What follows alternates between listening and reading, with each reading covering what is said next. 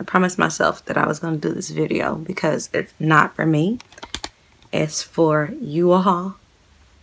It's difficult to talk about, but I think Vlogmas has really, a lot of you all have said that you appreciate it because it's allowed me to like kind of like open up and kind of tell you, show you who I am. So I definitely wanted to do this, and I have to do it almost in a form of a get ready with me because I think it'll help me stay focused and not cry, okay, and really just like explain to you all and just like really kind of like, I was going to say minister to your spirit, and I guess that's really what I wanted to do in this, because what's the benefit if, you know, you don't share your heart and you're not real and you're not authentic or genuine? So I wanted to do that. Maybe my husband will come and we'll do a formal one, because I did ask him, babe, can you share some you know, your thoughts and your feelings about it? He was like, babe, I literally have to be like mentally prepared.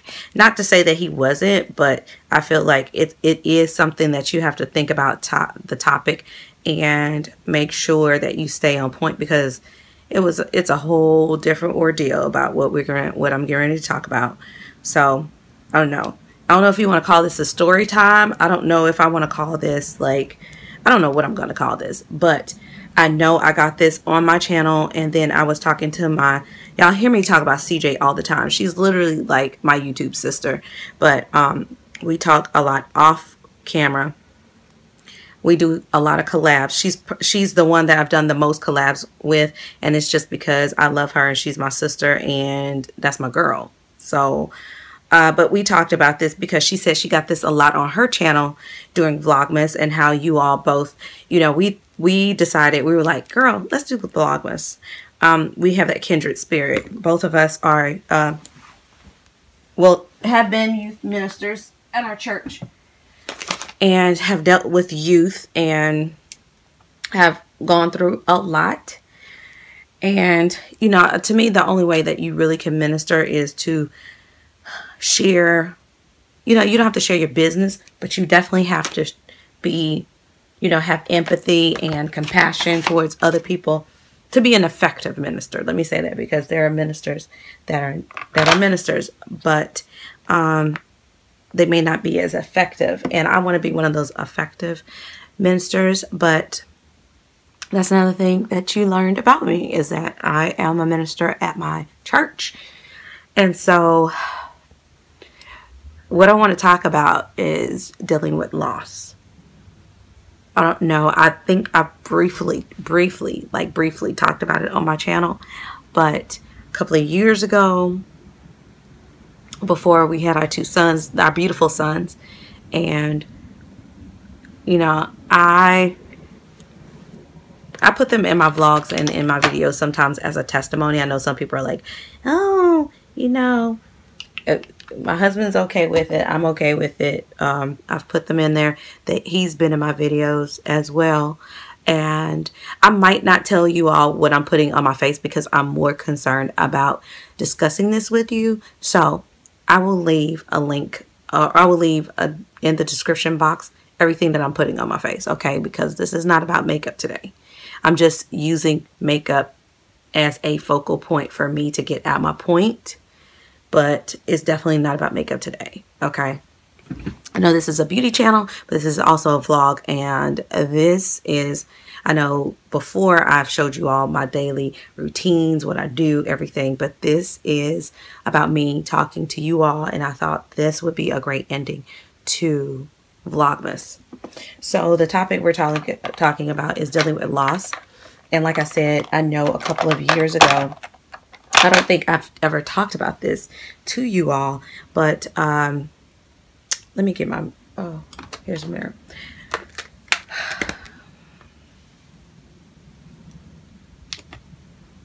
This is why I needed to do, this is why I needed to do this. A few years ago, before my two sons, I was pregnant with my daughter.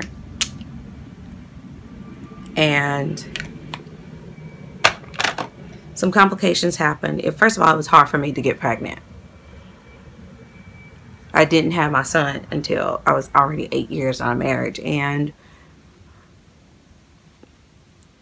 you know, I'm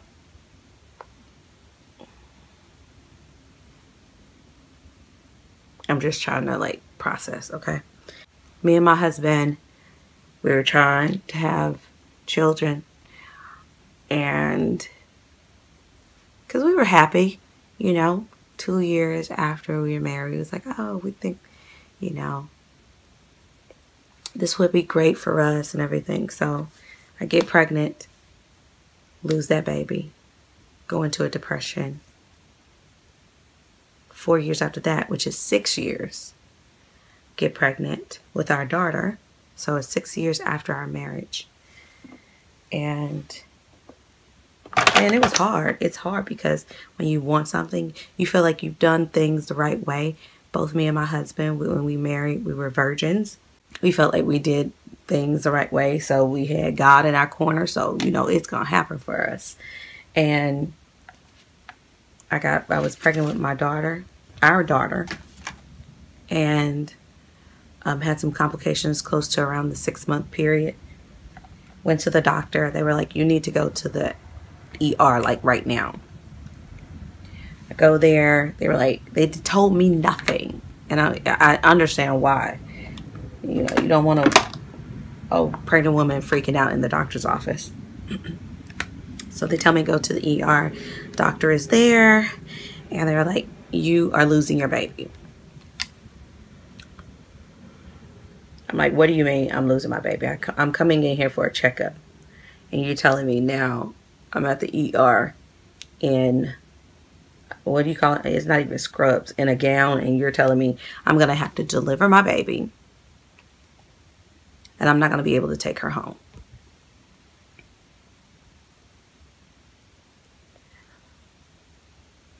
I don't know if anybody like gets what I am like trying to like muster up the strength to even say, but it's different when you go to the hospital to go see someone that you're not, you know that they're passing and you're not going to see them again. But first of all, this was devastating.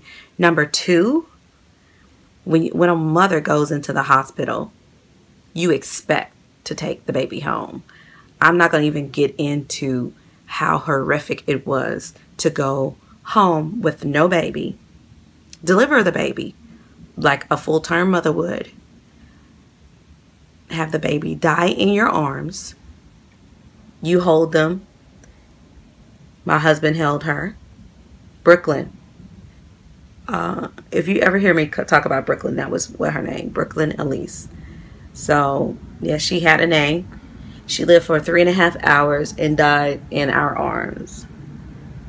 I felt her little spirit float away. I kid you not. I felt it. I knew when she was gone. The doctors were trying to come. First of all, they thought that she was going to be born dead. She came out living, you know, breathing.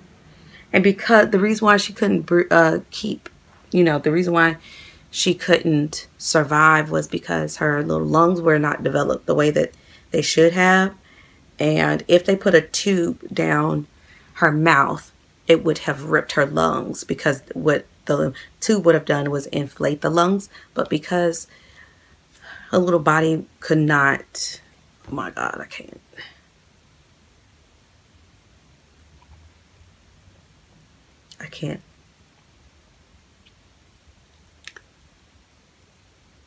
Maybe I can write it down, but I can't talk about that right now. Okay, so let me skip. And now I understand what my husband was talking about.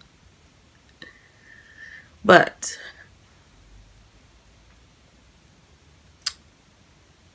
her due date was November 22nd, right around Thanksgiving. So really, this is talking about dealing with loss during the holidays, because I know so many people deal with this.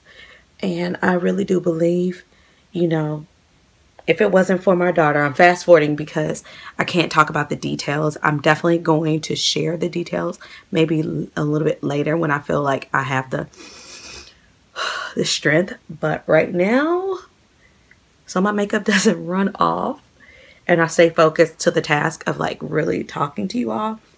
Let me just skip that, y'all, and just please know that I will talk to you all about that in a later video. And then I felt like being in front of a camera just staring at you guys, that would have been too much for me.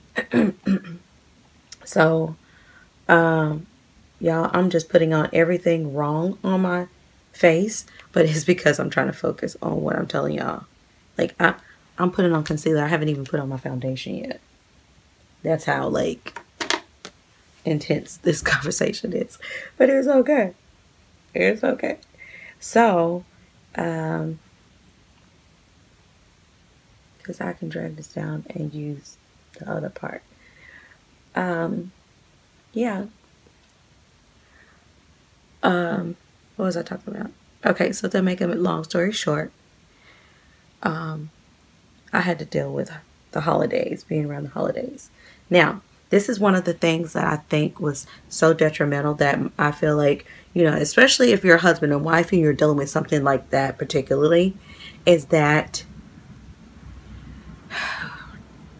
I'm so glad that, you know, neither one of us got caught up so much into ourselves and our feelings that we did not check on the other one. And what I mean by that, it wasn't, although I carried our daughter, I don't know, God had to really deal with me about like making sure my husband was good because he was so strong.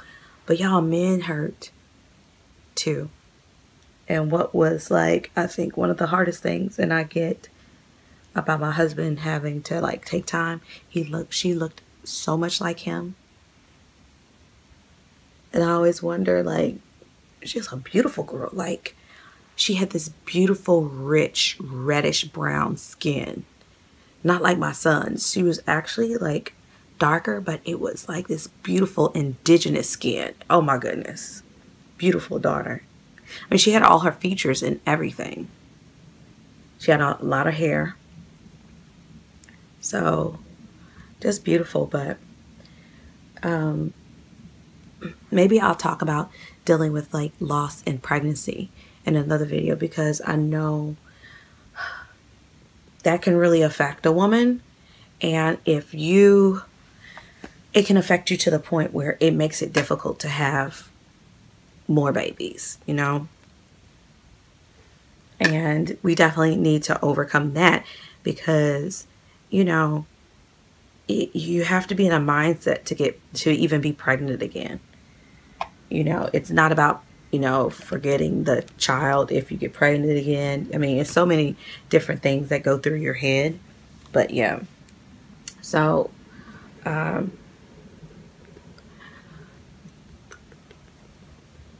think one of the things that really helped us deal with the loss during the holidays was that we did not stay in town.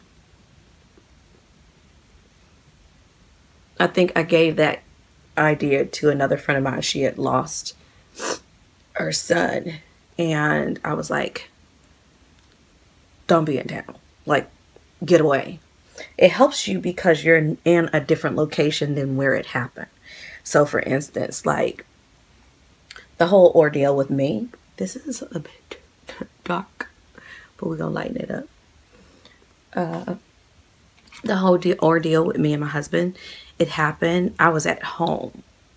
I'm telling you, like, that's why I went to the doctor, because I was like, something ain't feeling right.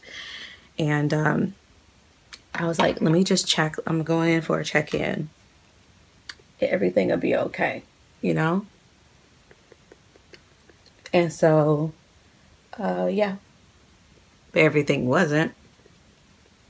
It's that intuition.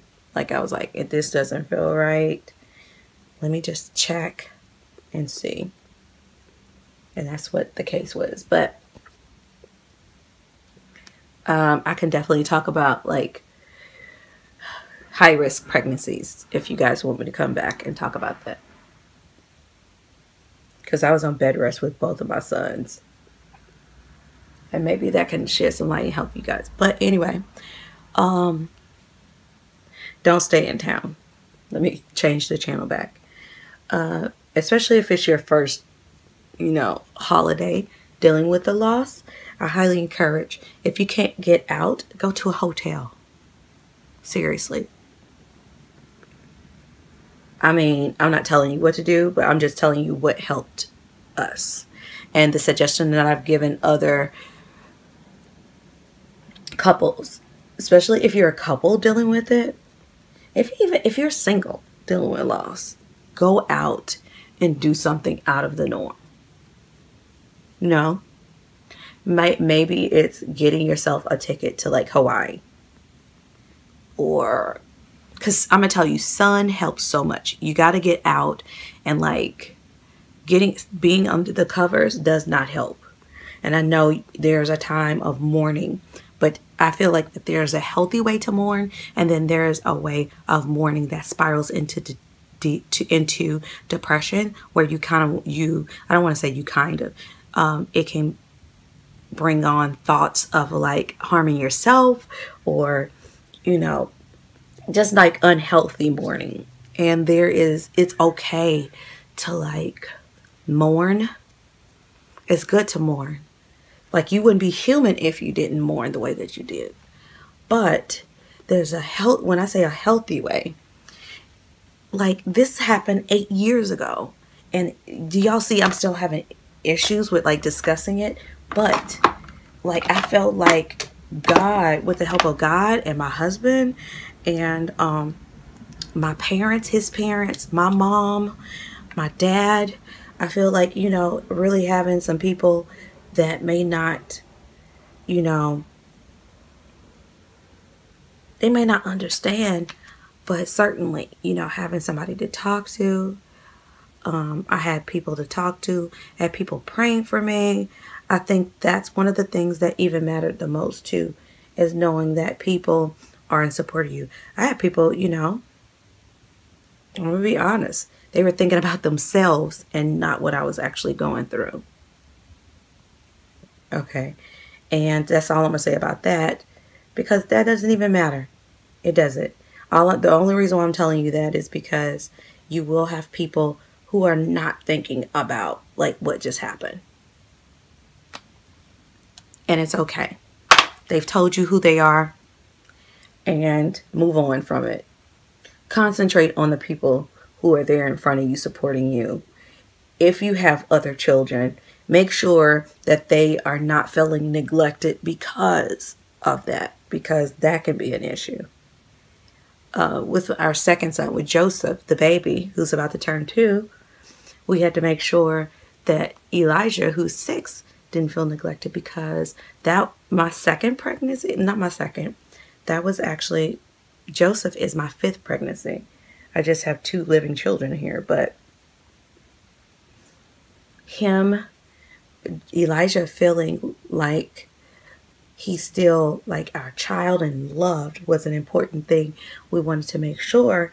And I'm gonna tell you, you can't get through this by yourself. I feel like that's another thing. You have to have somebody to talk to. And I definitely have to go with another video, because this is just gonna be like too long and everything. But basically, this is just to maybe give you some tips on how to deal with loss during the holidays. It's definitely not going to make it better, but the holidays is supposed to be a joyous time. You have to remember the people that are still around you, that still love you, and really concentrate and focus on them. If you focus on the death, you know, I'm a Christian, so the way that I'm talking is going to be in a Christian way. I had to realize that my baby was with God now, for whatever reasons. And I had to be okay with like trusting God that he was going to give me answers later. But today, right now, is not the time, because you're not going to get the answers about everything at the same time. And I had to learn to be okay with not getting answers from God about everything that had happened.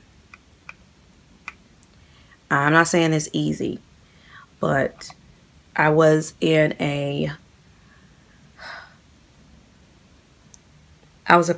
place in my life where my relationship with God, I knew that God must be doing something. I don't know what it is. I don't understand it. I don't even like it.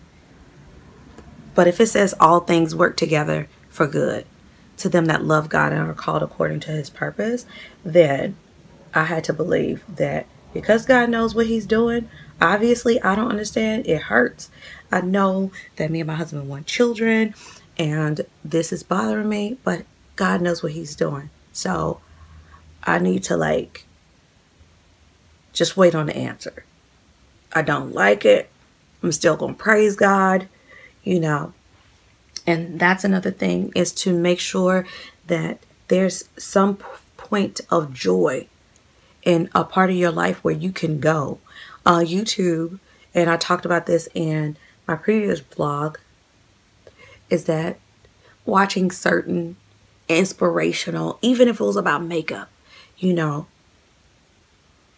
Tati Westbrook, Serene, I actually told her, but I think Tati Westbrook, Glam Life Guru, does not even know what she has done to help me get through some stuff.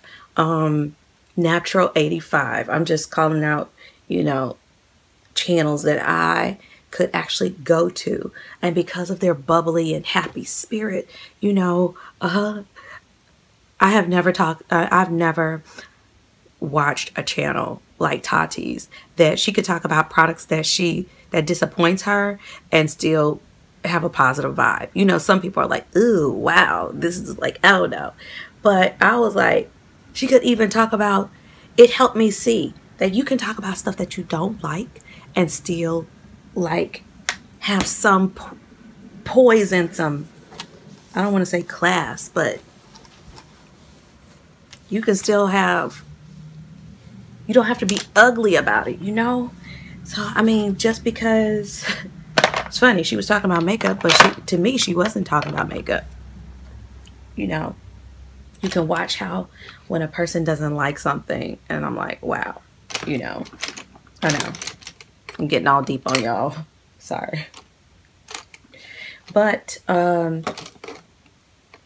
YouTube became an outlet.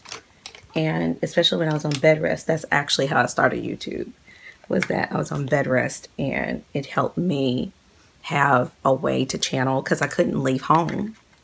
So a lot of the videos that you all see that I'm pregnant, I was on bed rest and I could not leave my house. I like how that looks. But it gave me an outlet. So,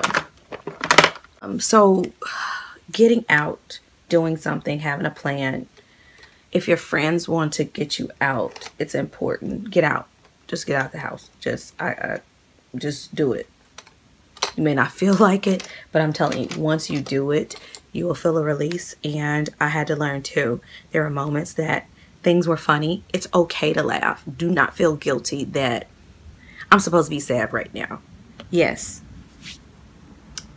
I've learned that mourning can be a process. So I can laugh here, I can cry over here. You know, it's good. I think a great thing that helped me was that you know, God really dealt with me on compartmentalizing my pain.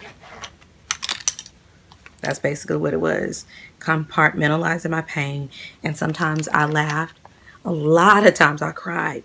But because I had those moments of laughing, I felt human. But I felt like, you know what? Life, I'm gonna be okay. I'm gonna be okay because I'm seeing that there's joy in the pain. Everything is not a sad story. It wasn't about you, and then having something to look forward to, because the way that I saw it was before I couldn't get pregnant at all. But man, I went 6 months.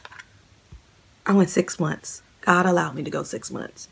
Definitely, you know, God, I don't know what you're doing. But if you took me 6 months, I can go 9. I can go 9. You know, having a baby was almost like finishing a race to me. It was like, man, I kept losing battles, but now I'm winning some.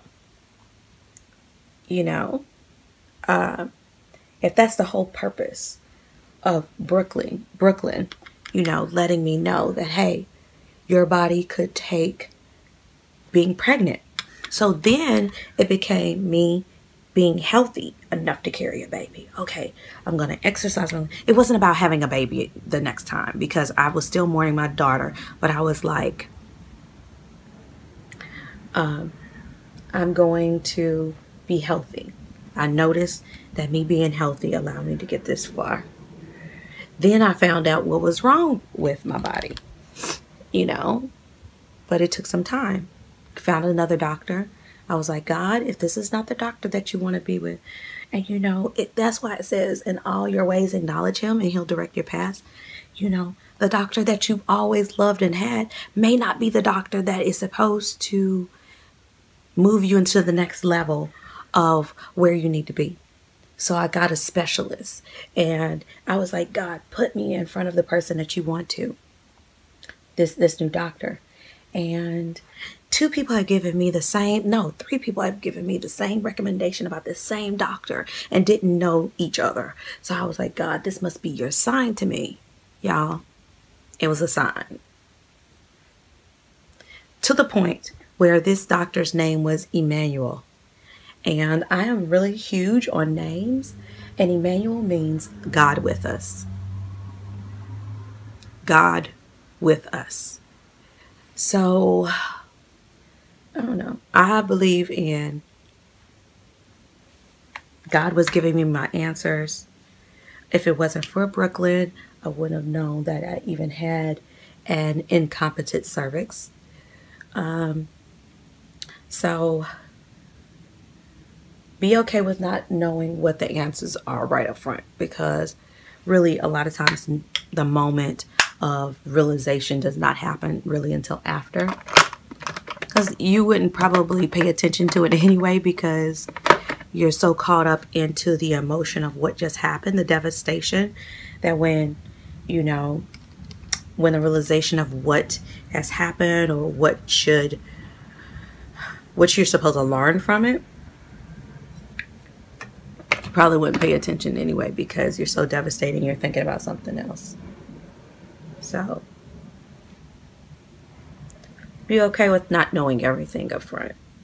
So get away, get some sun. I'm telling you, it's proven. Even the doctors say that if you're dealing with loss or anything, get out in the sun. Vitamin D does something to your neurological system where it will help. So sometimes even going on a walk, walking outside, letting the sun hit your face, it will do wonders, I promise you. So I'm going to end this right now.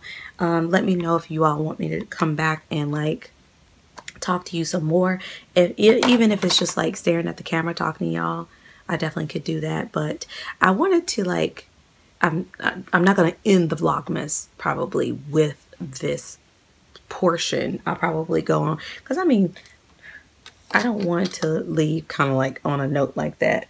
But I've thoroughly enjoyed Vlogmas. It's taught me a lot. I actually like vlogging. I thought it was going to be so hard for me, but I actually really like it now. So, yeah. I hope you guys enjoyed this part of me doing this. I'm telling you, that's the only way I could get through this. So thank you so much for letting me do my makeup while I chit chat about this. Y'all still got lash glue in my eyes. Gotta get that out. But we are off to work. I tried another gel. I didn't want to use the Eco Style Coconut too much. I am going to come with a review, of course. But this is Kinky Curly and my Curlfriend Smoothie. Nowhere near, and it's not the Curlfriend Smoothie, I know, because I know how that functions and works in my, but the Kinky Curly, I actually like the Eco Style in my hair, but I wanted to give it a rest because I didn't want to get protein overload. Yeah, just because you are high porosity, and your hair may love coconut, it's still not, you know, to me it's not good to overdo anything. So yeah, I wanted to give it a break because I had used it the last 2 times, and I just want to give my hair a break from the coconut for a minute. So I use the Kinky Curly and the Kinky Curly Curling Custard, not today, I'm sorry. The Curling Custard, the styler. It's soft because of the oils and stuff that I used under the Love Method, but as you can tell, it's nowhere near as full as the Eco Styler. And I did the same technique of scrunching it in. It is soft. It's not that hard, crunchy hair, but it's nowhere near as full. It is full somewhat, but nowhere near as full. So let's head off to work and we'll chit chat a little bit later throughout the day. Bye guys.